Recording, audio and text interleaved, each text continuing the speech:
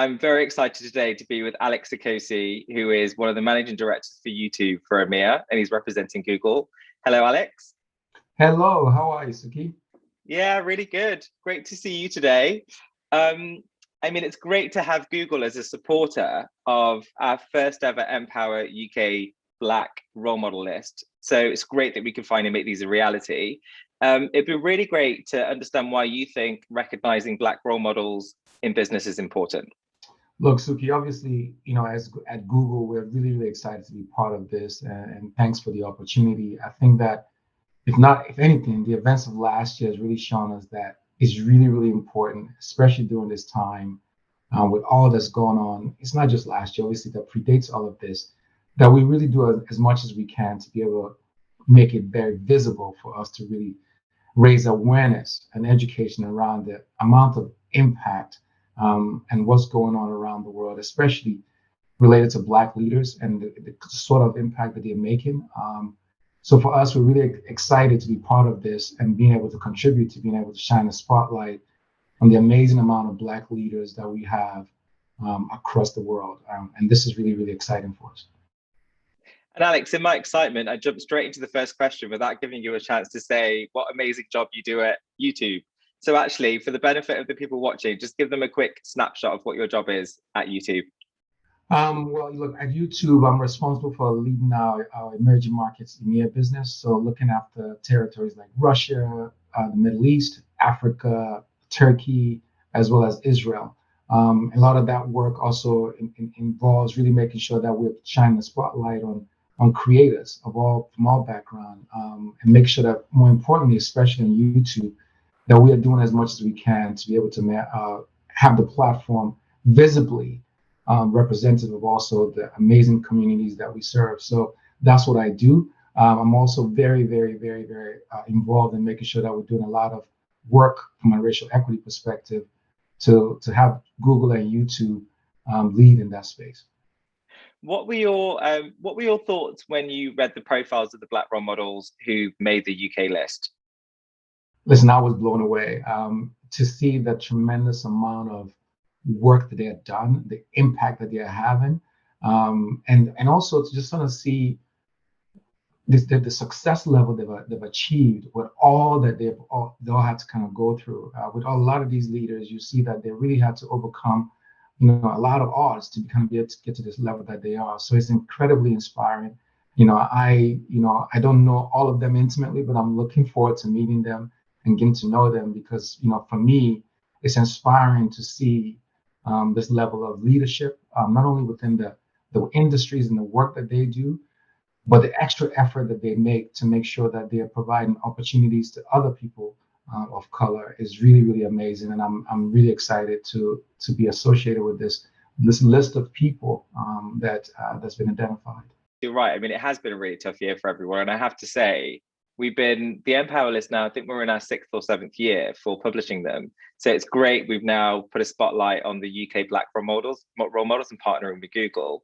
But it gives me hope every year when you see and read about all the amazing work they are doing. So I'm really, really excited for everyone to see this top 10 list of role models that are actually really championing it. And it's great to have Google on board supporting it. But the role model list is just one of the initiatives, for instance, that Google have been working on when it comes to recognizing and celebrating Black talent. Could you tell us what else has been happening in Google?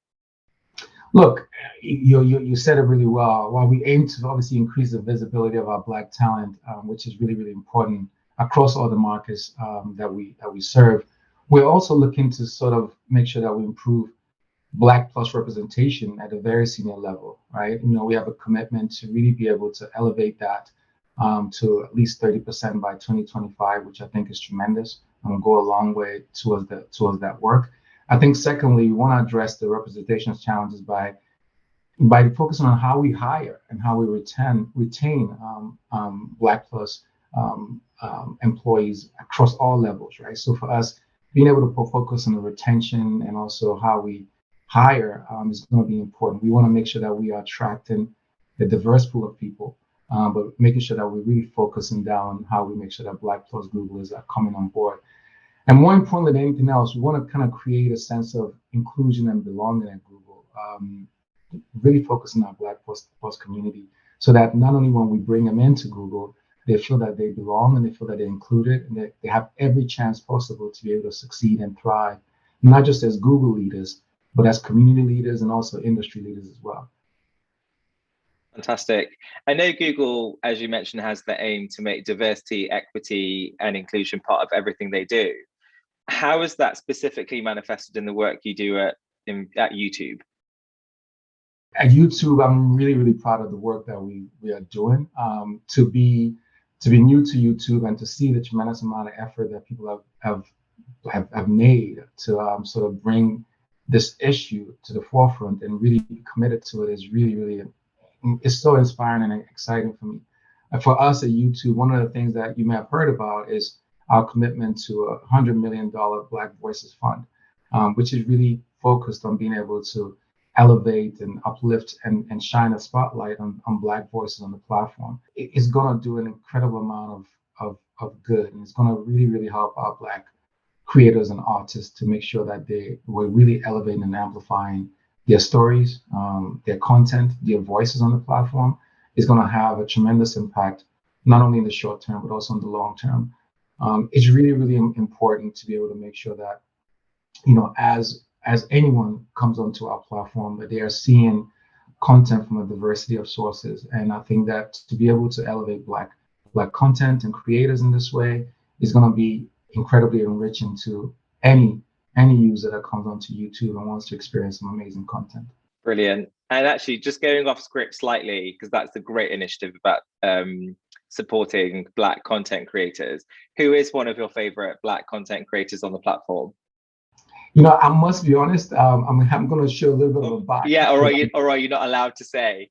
Listen, I'm not really allowed to say it, right? But I do have, the amount of creators on the platform that I love are many. But for me, one of the things that I really enjoy is comedy.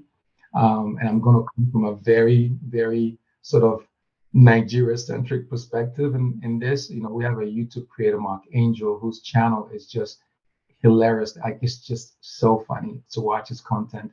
But with that said, we have creators from all across my territories and beyond that I love. But again, I think that the power of YouTube is that you can learn from YouTube. You can be entertained if you want to laugh. You can go to YouTube for it. If you want to learn how to do stuff. Over this period of course, the pandemic, I know it sounds very, very hard to understand, but getting my haircut, it was something that I didn't know how to actually do myself, and I had to kind of learn how to do a bald head, right? Which sounds very easy, but I hadn't done it before, and I had to actually go to YouTube to say, what's the best way to get the best shave? Brilliant. How do you think seeing more Black role models like these in this UK list, for instance, within business generally, would have had an impact on you when you were growing up? Listen, it would have had a tremendous positive impact on when I was growing up, and I think that actually did in some way, shape, or form. As a young person growing up, of course, you often get to just see the athletes and the musicians. You don't actually get to understand that in business, there's an incredible amount of powerful, strong, Black people that are doing incredible work to change the world, right? So for me, I think it would have had a great effect. I know that it actually did, because a lot of my mentors in business were these type of people that are amazing leaders that not only do work within the corporate environment, but also give back. So for me, the stories that I'm reading about them is really, really exciting, because I know these are people that are going to also be able to influence and inspire the next generation of young Black kids who are going to not want to just be athletes or sports stars, but are also going to see, the world of business and the arts as an opportunity for them to also be able to grow. Yeah, you're absolutely right, Alex. So the reason originally why we set up these role model lists was one of the reasons was to challenge stereotypes about where people expect the community to be it the Black community, the Indian community, that actually we're more than the stereotypes that you might see, and inspiring the next generation that they can get there too. And there's different options and they can be successful in spite of what their race might be. So completely agree with you on that. From your own journey, What advice as a role model yourself would you give young people like yourself that might be starting out in their career? Listen, I think that the advice I always give everyone is just to make sure that you're focused on what you're doing at the current time, to be the best that you can be at it. Oftentimes, of course, when you're involved in any activity, whether it's your academics, your schoolwork, or your first job into any environment, you're always thinking about the next thing. I always say focus on what you're doing now, being the best at it, because it's that sort of opportunity you have to really demonstrate how impactful you can be in what you're doing. That's going to set you up for the next thing. The success I've had to date has really been on me being really focused, working as hard as I can, but also making sure that I build relationships, right? And in this world, or whether it's business, whatever world you're in, it's going to be important that you're known as a very good person, right? So someone that people like to be around, someone that people can trust, someone that people can rely on. So beyond being very good at what you do, it's also important to really be good at building relationships and maintaining relationships and being seen as someone that not only does well in what you do, but also does well as a community person, someone that people like to be around. So I think it's really important to kind of have that balance of not only being great at what you do, but you have to always strive for, but also really, really making sure that you have a community of people that you can also connect with, because they are going to be the ones that also help to elevate you and teach you the things that you might not learn in a boardroom.